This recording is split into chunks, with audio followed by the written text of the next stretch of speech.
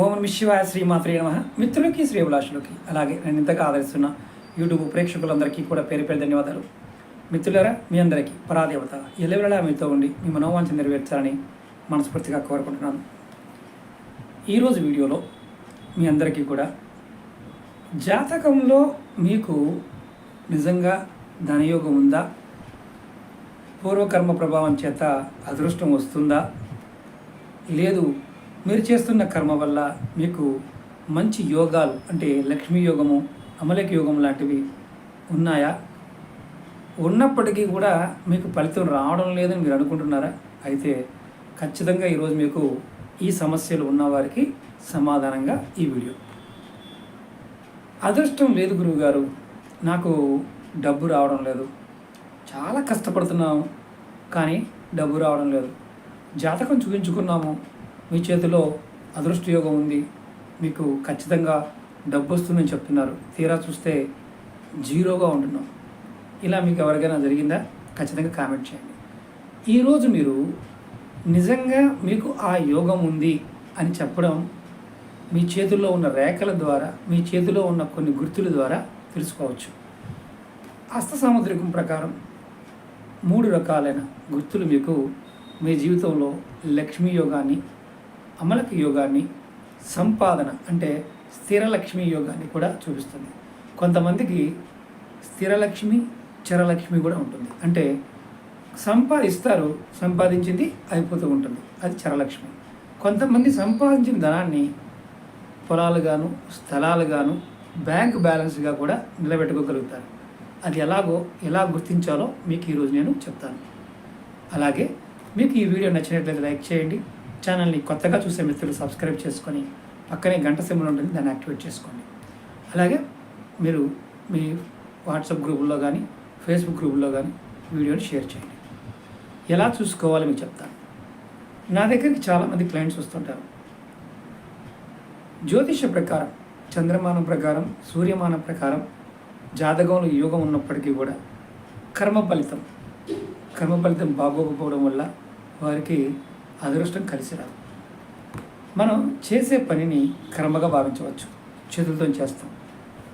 దీనిలో ముఖ్యమైనది హస్త సాముద్రికం. చాలామంది క్లయింట్స్ నేను చేతులు చూసి చెప్తూ ఉంటాను, అంటే అన్ని రకాలుగా జాతకం చూస్తూ ఉంటాం. మన చేతిలో కొన్ని గుర్తులు ఉంటాయి. ఆ గుర్తుల్ని కనుక మనం గుర్తించగలిగితే ఖచ్చితంగా మనకి లక్ష్మీ యోగం ఉందా లేదా చెప్పేయచ్చు. ఈరోజు వీడియోలో అది తెలుసుకుందాం.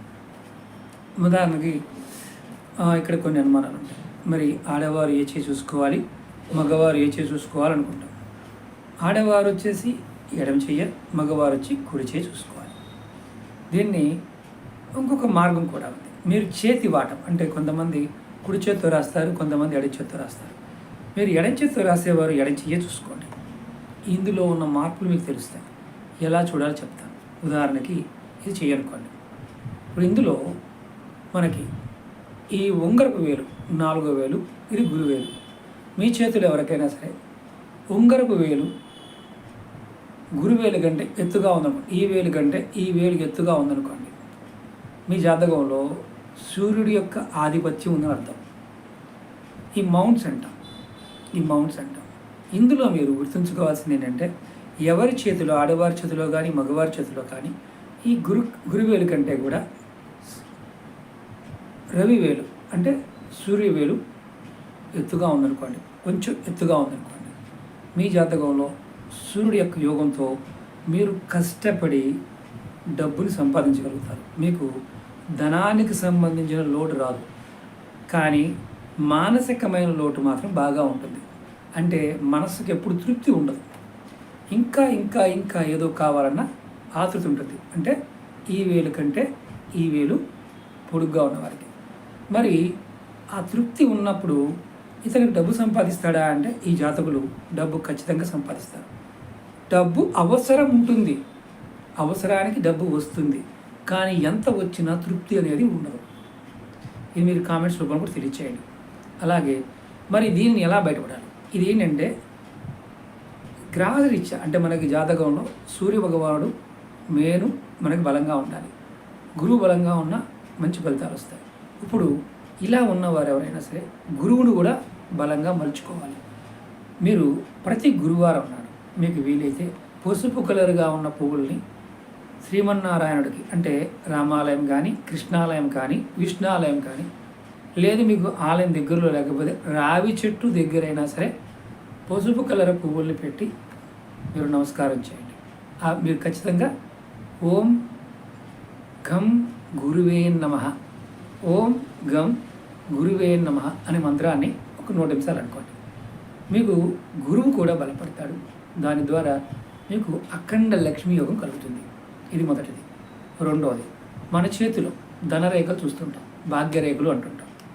ఉదాహరణకి నేను చూపిస్తున్నాను, చెయ్యి అనుకోండి. ఇప్పుడు చాలామందికి ఇక్కడ చంద్రస్థానం నుంచి ఇలా శని స్థానంలోకి ఇలా రేఖలు ఉంటాయి. కొంతమందికి కుజస్థానం నుంచి కూడా వెళ్తాయి, కొంతమందికి అరిచేతి మధ్యలోంచి వెళ్తాయి, కొంతమందికి మధ్య కుజస్థానం నుంచి కూడా వెళ్తాయి. ఇలా కొన్ని రేఖలు వెళ్తూ ఉంటాయి. ఎవరికైనా సరే కింద నుంచి పైకి అంటే ఊర్ధ్వంలోకి ఇలా శని స్థానం అంటే ఇది శని, ఈ వేలు ఏదైతే ఉంటుందో అది శని స్థానం, ఇక్కడ శని స్థానం అంటాం. ఎవరికైతే ఇలా ఊర్ధ్వరేఖలు పైకి వెళ్తుంటాయో శని భగవానుడికి భాగ్యరేఖలు అని చెప్పవచ్చు.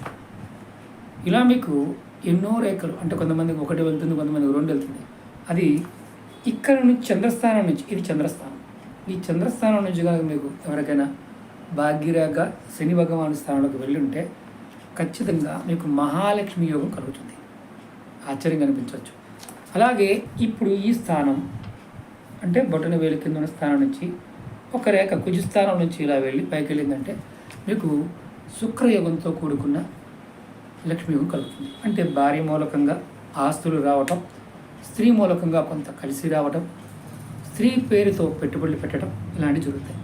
ఇప్పుడు చంద్రస్థానం నుంచి వెళ్తే మనస్సుతోనూ మీరు ఏ చేతులతో అయితే కష్టపడి పనిచేస్తారో, ఎంత కష్టపడి పనిచేస్తే అంత ఫలితం మీకు దొరుకుతుంది.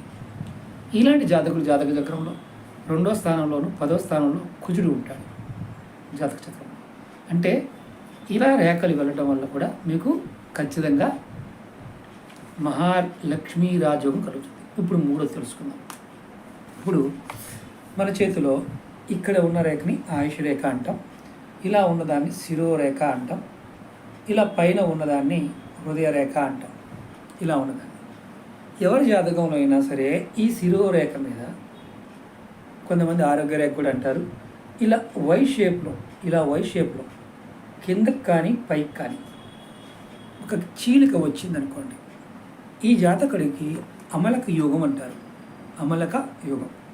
ఈ జాతకుడు ఖచ్చితంగా లక్ష్మి అంటే అతను ఏ పని చేసినా లక్ష్మీదేవి తనకు సహకరిస్తుంది.